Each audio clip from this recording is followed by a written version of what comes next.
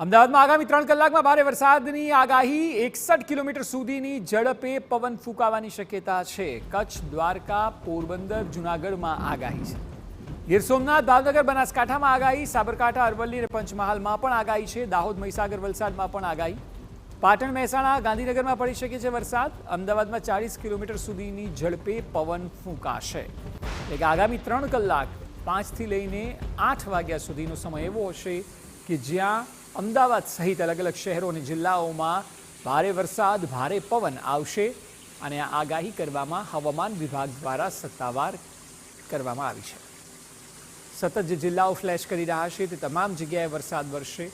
સૌરાષ્ટ્ર અને મધ્ય ગુજરાતમાં આ વખતે સારો એવો વરસાદ વરસી શકે છે, જેમાં અમદાવાદ જેવા શહેરોનો સમાવેશ થાય છે. અમદાવાદ, આણંદ, ખેડા, નડિયાદ અલગ અલગ જગ્યાએ 40 કિલોમીટર સુધીની ઝડપે આગામી 3 કલાકમાં પવન ફૂંકાશે.